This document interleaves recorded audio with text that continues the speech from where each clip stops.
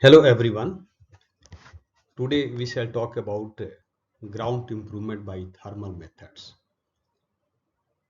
or we can say soil stabilization by thermal methods, which includes two parts, heating and freezing, right? Or sometimes it is also called as heating and cooling, right? So let us begin. Thermal treatment refers to modification or stabilization of soil by application of heat, heating and ground freezing. So we can stabilize this soil. See, thermal methods can also be called as thermal treatment, heat treatment, right? And let us see, the heating means by way of combustion of fossil fuels for improving properties of clay soil. Ground freezing for the temporary treatment and stabilization of soil and fractured rocks. See, two things are here.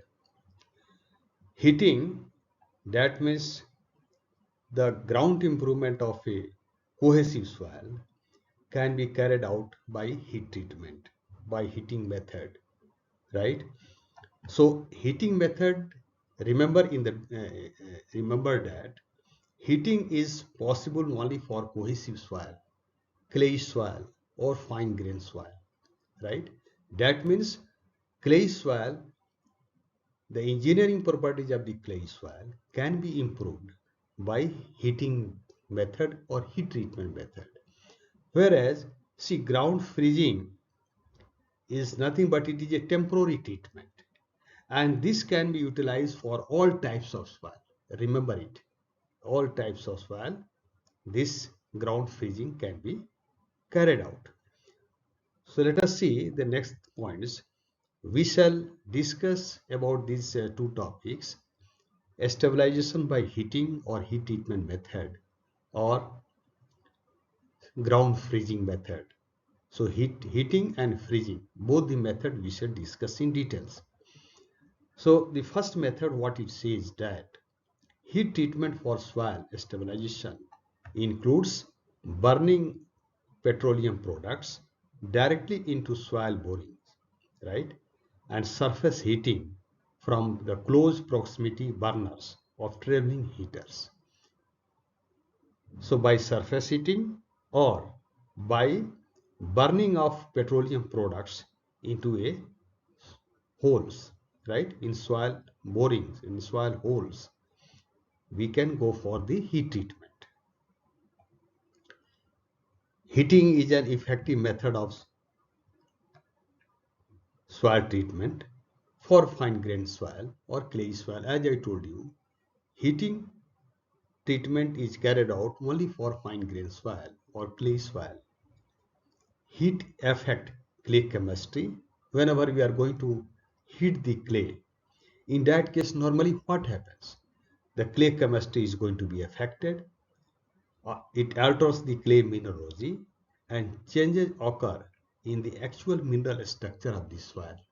Soil structure is going to be changed and engineering properties of the clay soil will improve, right? Granular soils are unaffected by the application of heat at temperature less than 1000 degrees centigrade, with the exception of drying, which has little effect on engineering properties of the soil. As I told you, that heat treatment or heating method for the ground improvement is normally carried out or mostly carried out for the fine grained soil or clay soil, not for the granular soil. You can see here, it is already written that temperature less than 1000 degrees centigrade, the granular soil or the cohesion soils are not going to be affected. Okay, only simply drying can take place. So there is a little effect on engineering. Little effect means only evaporation of water will take place. There is no any difference in engineering properties of granular soil in case of heat treatment. So now let us see here, the temperature changes the soil properties. Different temperature changes the clay soil in different way. Let us see, when the temperature is 100 degrees centigrade, what happens? It causes drying and significant increase in the strength of glaze along with the decrease in the compressibility, right? At 100 degrees centigrade, when temperature is going to be changed for a fine grain soil, at 100 degrees centigrade, what changes are going to take place? Strength is going to increase and compressibility is going to decrease. What it said the next paragraph, at least 400 degrees centigrade temperature, it improves the engineering properties of clay soil, like decreased compressibility, reduced plasticity is going to be reduced, reduced swelling potential of the clay soil, lower optimum moisture content, and increased strength we can achieve at least at 4 degrees centigrade. When the temperature is going to become 500 centigrade, that means if we are going to heat the clay soil at 500 degrees centigrade, it can cause permanent changes in the structure of the clays, resulting in decrease of plasticity, and moisture adsorption capacity is also going to be decreased, right? At 1000 degrees centigrade, the clay particles will pass through the fusion.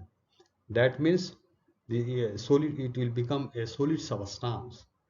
It is just like a brick. So you can see how the temperatures is going to improve the engineering properties of the clay soil during heat treatment method.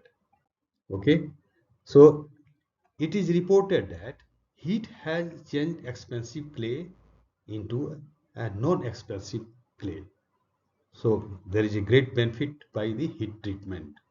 Burning of liquid or gas fuels in boreholes or injection of hot air into the 0.15 meter to 0.20 diameter boreholes can produce 1.3 to 2.5 meter diameter stabilized zones after continuous treatment for about 10 days.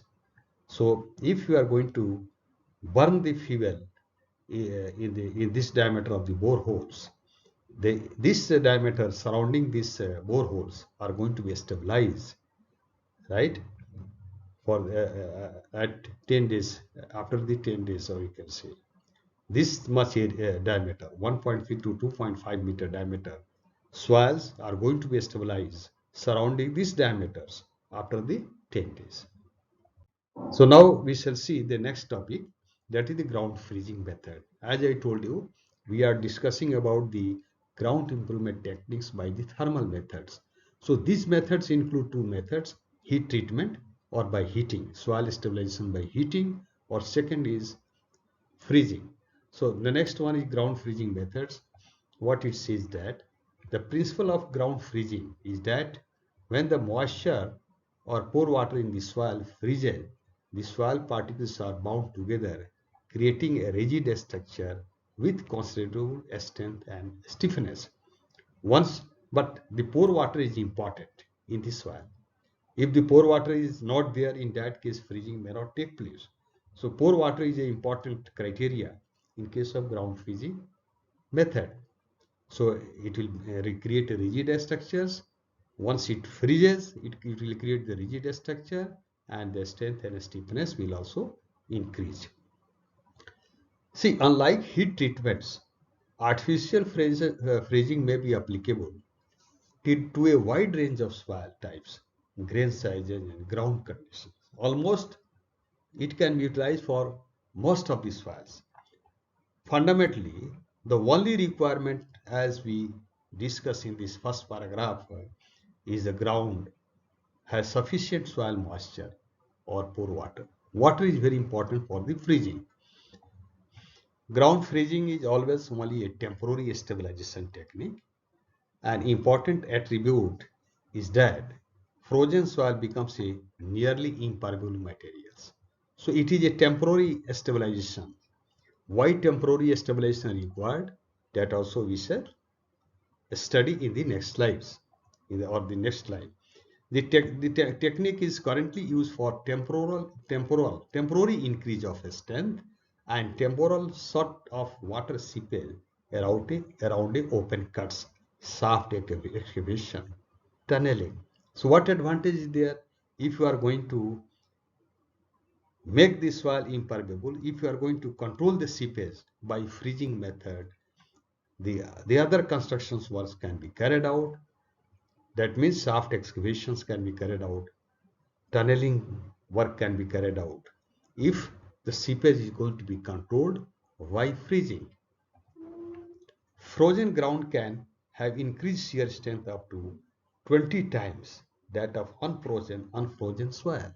You can see how the shear strength is going to increase after freezing, and it has also been written here, or nearly twice that of the concrete, by combining the inherent soil shear strength with that of ice. Okay, that means soil and ice together gives the 20 times of this shear strength compared to the unfrozen soil. Now you can see ground freezing techniques. What techniques are normally followed? Freezing is induced by insertion of equally spaced pipes circulating supercooled brine. The temperature minus 25 to minus 30 degrees centigrade, or more expensive but much quicker by injection of liquid nitrogens, which boils at minus 196 degrees centigrade. You can see the supercooled brine as well as the liquid nitrogen. So liquid nitrogen is costly, but the work can be carried out quickly in case of liquid nitrogen. We can see here in case of using brine, that is salt water, solution is circulated down a central tube and back up through the annulus.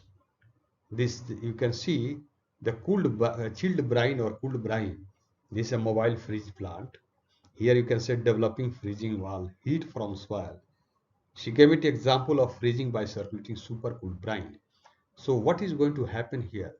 The chilled brine is going to be sent in the tube, and it is coming out through the annulus space. Annulus space is nothing but it is the space in between the outer surface of the pipe or tube and walls of the hole. So through the annulus hole or through the annulus area, the brines comes and surrounding, and it expands in the surrounding area. It extracts heat from the surrounding soil. It extracts heat from the surrounding soil, right? In case of brine.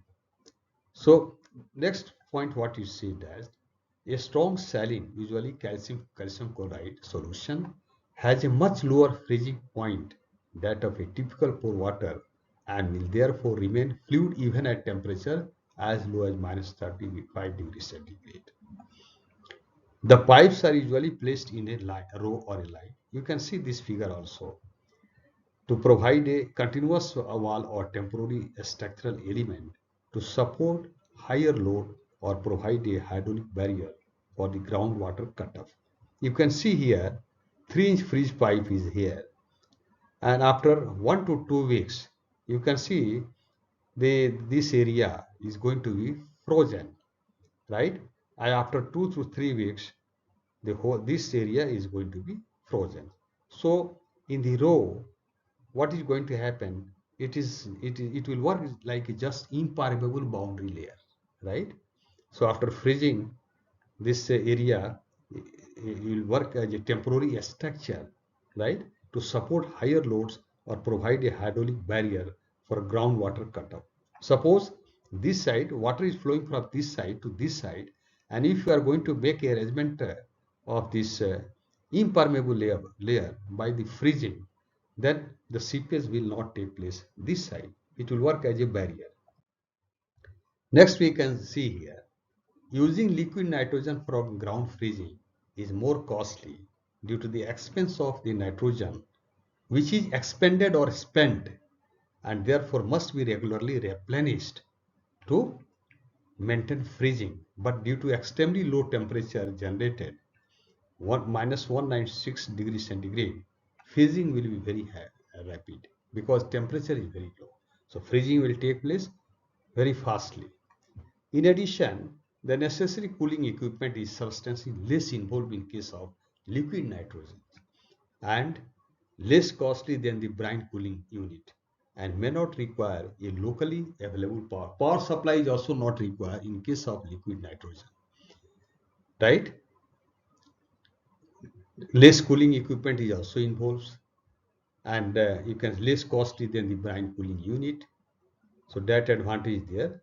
Liquid nitrogen is also non-inflammable, non-flammable and non-toxic. These two attributes you can see. It can be easily transported in the tanks. These attributes means non-flammable and non-toxic make freezing with liquid nitrogen advantageous for emergency stabilization at remote sites. Suppose we want to stabilize some area, we want to freeze some soil area immediately in the remote at the remote site. This liquid nitrogen technique will be more suitable for ground freezing. Now we can see the liquid gas is pumped. What happens in this process? The liquid gas is pumped directly into copper freeze pipes. These are the copper freeze, the liquid nitrogen in the truck. Okay, pipes installed in or in emergency driven into. We can drive it or install it into the ground, which immediately freezes adjacent surrounding ground as the liquid nitrogen vaporizes. As it vaporizes, this area, whole area is going to be frozen. It can be shown in figures also. The vaporized cold nitrogen, whatever in the form of a vapor it is coming out, that is the exhaust gas, further extracts heat at its flow back out of the ground, right? It also extracts the heat once the vapor comes out. This process may be practical for a small, short-term projects or for emergency stabilization. Liquid nitrogen is costly, but it will be a quick process. It can stabilize the soil very soon, very rapidly. Now we can see application of ground freezing because successful ground freezing fundamentally relies only on there being enough moisture in the ground. Water is required, moisture is required for the freezing purpose. It is applicable to virtually all earth materials. In the beginning I told you that heating is technique for ground stabilization or ground improvements is possible only for the clay soil, whereas ground freezing is possible or it can be done for all types of soil. For written here all earth materials, making this method more versatile, more generalized for temporary water cutoff than more others. We can cut off the water, we can control the seepage by it is a temporary structure. Freezing, ground freezing is carried out for the temporary purpose. You can see here this figure, freezing applicability compared to other improvement methods for the ground support. We want to support the grounds so that in a particular area we can go for the excavation. For the structure point of view, you can see here clay, silt, sand, gravels, cobbles, boulders, man-made of obstructions, rock. So ground freezing is versatile. It can be used for all the type of soil. Whereas you can see in case of jet grouting, it is only up to the cobbles. Permeation grouting in between silts and the cobbles. Sheet piling, second piles, slurry walls, deep mixing. So limitations are there. Figure demonstrate the range of applicability of freezing compared to other common cutoff methods. Second piles क्या है? What is the second piles? Will consist of overlapping piles to form structural or runoff walls and achieve the required water types. See the overlapping piles, actually second piles here. SECANT piles, right? Now we can see the next one. We are discussing about the application of ground freezing, where we can use, right? Ground freezing has successfully been used for temporary construction elements. Example, excavation. Suppose you want to do excavation here for some construction purpose. So this soil has been frozen, right? So the advantage is there. No any shoring, no any supports are required. Once you have frozen this area, we can do the excavation here for this some other construction purpose. We can see here temporary construction element, coffer dams, underpinning of existing structure, stabilization for tunneling, incipient or recent active slope failure stabilization can also be controlled by the ground freezing. Containment or exclusion of contaminated groundwater, that can also be here done. Ground freezing, hazardous waste and toxic spills. In this case also ground freezing has been utilized. Suppose you want to take the undisturbed sample of the cohesionless soil, freeze the cohesionless soil and take the undisturbed sample. So this is also possible in this case. So these are the application of ground freezing. Now we can see here, at the same time, frozen ground provides a hydraulic barrier for temporary seepage control of construction dewatering application. Because once you are going to freeze the area, seepage will be controlled and then we can do the construction work. So as freezing eliminates the need for costly construction of both a structural shoring system and dewatering system, it is going to work as hydraulic barriers. You can see here surrounding this excavated well, this area has been frozen and here construction is going on. In addition, freezing can provide a hard, durable working surface even in soft and wet soil. Figure shows a freezing project for excavation of a deep shaft. You can see here shaft excavation is going on, but to control the water seepage in this excavated area or in the deep shaft, the surrounding soil has been frozen. So this is the conclusions that ground freezing can be carried out as a temporary support, right? We can stabilize the soil so that we can do some other work, some other construction work. So this is all about the today topic. In this topic, we discuss about the ground improvement by thermal methods, and thermal methods includes heating and freezing. So this is all about the today topic. Thank you.